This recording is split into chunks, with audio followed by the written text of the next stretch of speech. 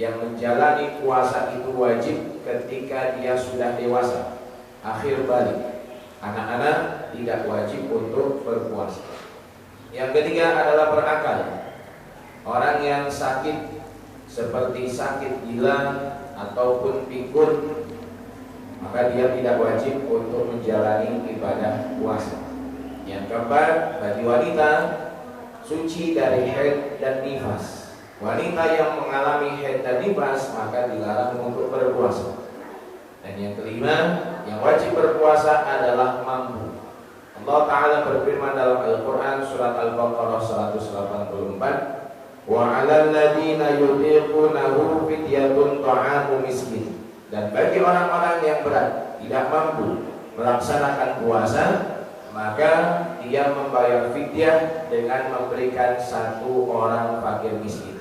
Tetapi ayat ini perlu penjelasan, ayat ini perlu perincian. Kadar sampai mana seseorang itu tidak wajib menjalani puasa, dan siapa yang hanya bisa membayar puasa dengan qadha, yang membayar puasa dengan fidyah, ataupun keduanya. Dia akan dijelaskan, karena tidak setiap orang yang tidak bisa berpuasa karena sebab ketidakmampuannya semerta-merta langsung membayar fidyah. Tapi ada tahapan dan kategori di sana. Yang kedua, syarat sah puasa. Apabila ada orang di luar Islam, dia berpuasa Ramadan ataupun puasa sunnah karena temannya banyak orang Islam, maka tidak sahlah puasa tersebut, karena syarat sahnya ibadah mesti muslim. Orang muslim beribadah, melaksanakan puasa dan lainnya sah ibadah. Di luar Islam tidak sah ibadah.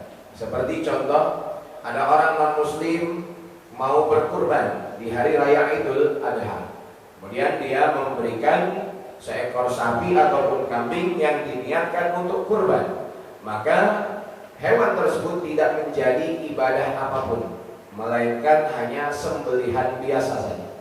Karena syarat sahnya amal ibadah adalah muslim. Yang kedua, tamyiz. Apa itu tamyiz? Anak yang sudah mandiri, sudah bisa makan, minum sendiri, kemudian dia mengetahui mana tangan kanan, mana tangan kiri. Rasulullah SAW menjelaskan batasan tamyiz itu mulai dari umur 7 tahun. Jadi apabila ada anak umur 7 tahun berpuasa Ramadan, meskipun tidak wajib, belum wajib baginya untuk berpuasa, maka puasa anak tersebut adalah sah. Rasulullah SAW bersabda, muru sibyanakum bis-shalah lisab'in. Perintahkan anak-anak kalian untuk mendirikan sholat kalau umurnya sudah 7 tahun. Anak 7 tahun belum terbebani kewajiban sholat, tapi telah wajib bagi orang tua untuk memerintahkan anaknya tatkala umur 7 tahun mulai menjalankan syariat. Wadribuhum 'alaiha li 'ashrin. Kalau anak 10 tahun dia tinggalkan sholat, dia tidak mau melaksanakan syariat seperti sholat dan semisalnya juga berpuasa, maka anak itu diberikan peringatan dengan pukulan yang mendidik dan tidak mencederai. Dan di sini adalah pelajaran bagi kita agar membiasakan anak-anak untuk melaksanakan syariat Allah dari sejak dini.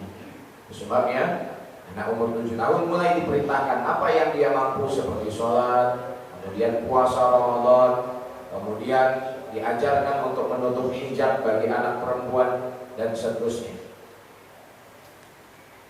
Yang ketiga, tidak ada sesuatu yang menghalangi. Dan yang keempat, yang terakhir adalah masuknya waktu berpuasa Ramadan. Maka untuk masalah waktu itu telah mudah bagi kita. Rasulullah SAW bersabda, la tasumu hatta tarawul hilal. Janganlah kalian berpuasa sehingga melihat hilal. Maka nanti dari pemerintah akan melakukan metode ru'yatul hilal atau melihat bulan. Di mana bulan itu nampak, maka akan diumumkan dan besok akan jatuh 1 Ramadan.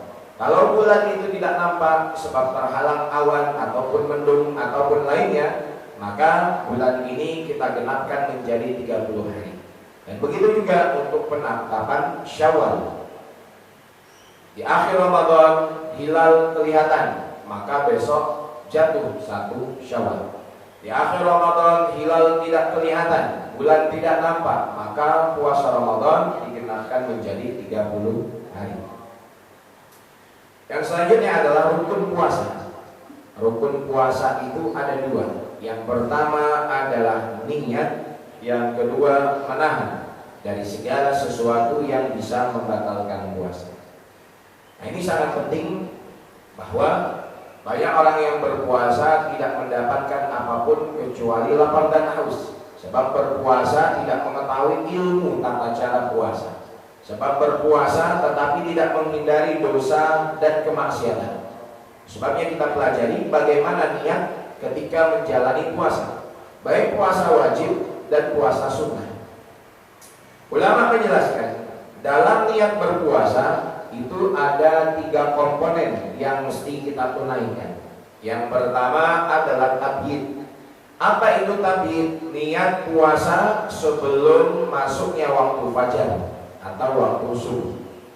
Rasulullah SAW bersabda, "Man lam yubayyitis siyama qabla al-fajri fala siyama lahu." Barang siapa yang tidak berniat puasa sebelum masuknya waktu fajar, maka tidak ada puasa baginya. Hadis riwayat An-Nasai. Dijelaskan orang yang di malam hari Ramadan tidak berniat puasa, kemudian nanti ketika sahur dia juga tidak bangun sahur, maka ketika bangun bertepatan dengan masuknya fajar, masuknya subuh, maka waktu niat telah berakhir, sehingga hari itu tidak bisa dia menjalani ibadah puasa atau puasanya tidak sah. Lantas bagaimana orang yang tidak sah puasa pada hari itu? Apakah bisa dia makan dan minum? Maka jawabannya tidak. Orang yang hari itu puasanya tidak sah, maka yang pertama dia berdosa karena teledor. Yang kedua wajib mengqadha puasa hari itu yang tidak sah pada bulan yang akan datang pada hari-hari yang lain. Dan yang ketiga, orang yang tidak sah puasa hari itu, maka wajib dia untuk imsak, menahan dari makan dan minum dan hal-hal lain layaknya orang yang berpuasa, agar dia tidak mencorengi kemuliaan keagungan bulan suci Ramadan. Jadi meskipun dia puasanya tidak sah hari itu, statusnya dia bukan orang yang sedang berpuasa, tetap wajib imsak, menahan segala sesuatu yang bisa membatalkan puasa. Seperti halnya orang yang menjalani ibadah puasa. Jadi niat puasa wajib itu batasan akhirnya sebelum masuk waktu fajar atau waktu subuh. Berbeda halnya dengan niat puasa sunnah. Niat puasa sunnah itu batasan akhirnya sebelum masuk waktu zuhur. Sekiranya ada orang yang belum melakukan hal-hal yang membatalkan puasa seperti makan, minum, kemudian pada hari itu dia hendak berpuasa sunnah, masuk kantor jam 8, jam 9 niat puasa sunnah bertepatan hari Senin dan belum melakukan hal-hal yang membatalkan puasa, maka diperbolehkan untuk niat puasa sunnah meskipun telah datang atau telah lewatnya waktu subuh. Karena niat puasa sunnah batasan akhirnya lebih panjang sampai sebelum subuh. Apa dalilnya? Rasulullah SAW bertanya kepada istrinya Aisyah, "Hal 'indakum syai'?" Apakah ada makanan di rumah? Jawab Aisyah, "Tidak ada makanan ya Rasulullah." Kemudian Rasulullah menjawab, "Inni sha'imun." Kalau begitu hari ini saya berpuasa. Itu dalil yang menunjukkan kepada kita bolehnya niat puasa sunnah meskipun di pagi hari, asalkan belum melakukan yang membatalkan puasa. Yang kedua, komponen niat dalam puasa adalah ta'yin, menentukan jenis puasanya. Jadi apabila seseorang niat di dalam hatinya ketika berpuasa wajib dengan konteks sengaja saya puasa besok karena Allah Ta'ala, padahal dia besok mau puasa Ramadan, besok dia mau puasa qadha, maka niat yang seperti itu belum mencukupi. Kenapa? Karena tidak disebutkan jenis puasanya. Sedangkan di dalam niat mesti ada takyin, nama jenis puasa wajibnya itu disebutkan. Kalau besok puasa Ramadan, maka niatnya sengaja saya besok puasa Ramadan. Kalau besok puasa qadha, maka niatnya sengaja saya besok puasa qadha. Maka sekurang-kurangnya para ulama menjelaskan kita, niat puasa itu adalah nawaitu shauma ghadin an adai fardhi syahri ramadhana hadhihi sanati lillahi ta'ala.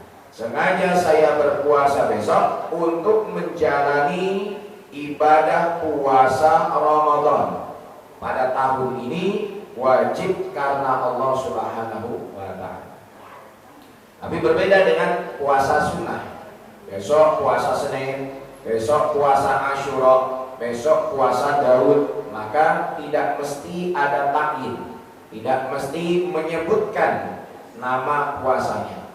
Jadi kalau ada orang yang hendak puasa sunnah seperti puasa Senin Kamis, maka malam hari tersebut di dalam hatinya berniat, sengaja saya puasa sunnah besok, itu telah mencukupi. Meskipun puasa sunnah yang dia lakukan lebih dari satu. Contoh, hari Senin bertepatan 10 Muharram, maka ada 2 kesunahan puasa. Puasa di hari Senin dan puasa Asyura. Hari Kamis bertepatan dengan tanggal 13 di pertengahan bulan, maka ada 2 puasa yang bisa dia laksanakan, puasa Kamis dan puasa Ayyamul Bid. Maka cukup niatnya hanya satu, sengaja saya puasa besok sunnah karena Allah. Adapun disebutkan Seninnya atau Ayyamul Bidnya, maka itu tidak mengapa, tetapi bukan menjadi syarat keabsahan niat puasa sunnah. Yang ketiga, mengulangi niat setiap malam harinya. Jadi ingat bahwa satu niat puasa itu hanya untuk 1 hari puasa.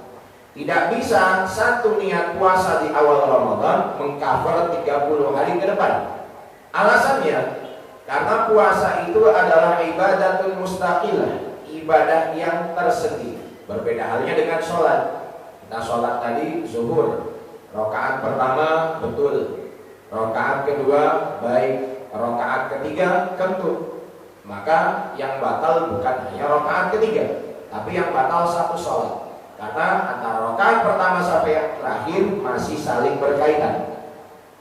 Sholat itu dimulai dengan takbir dan diakhiri dengan salam. Berbeda halnya puasa. Puasa Ramadan dari hari pertama sampai hari ke-9 sah puasa. Hari ke-10 dapat godaan di kantor, teman yang gak baik akhirnya ngajak sarapan. Akhirnya dia sarapan di hari ke-10. Apakah menyebabkan puasa hari pertama sampai ke-9 juga ikut tidak sah? Juga ikut batal? Maka jawabannya tidak. Yang batal hanya puasa hari itu saja.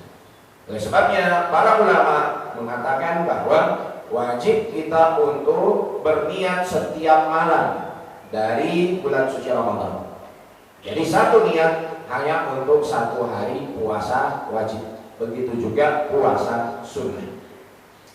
Kemudian yang kedua, menahan dari hal-hal yang bisa membatalkan puasa.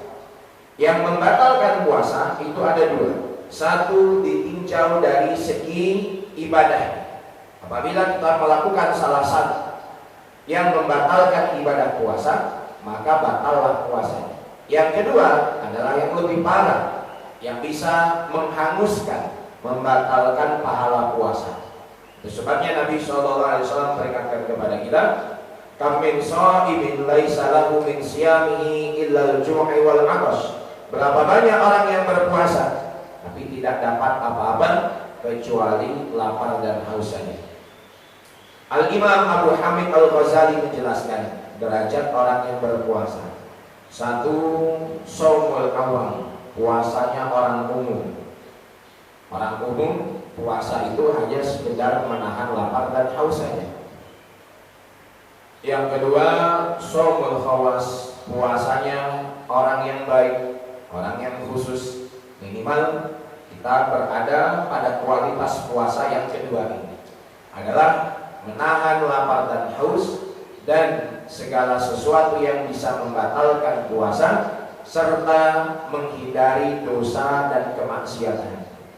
Jadi bukan hanya menahan lapar dan haus, puasa dari makan dan minum, tetapi matanya berpuasa untuk tidak melihat hal-hal yang haram. Ini puasa ketika di kantor, scroll Instagram, TikTok, lihat cewek-cewek joget, habis pahalanya. Maka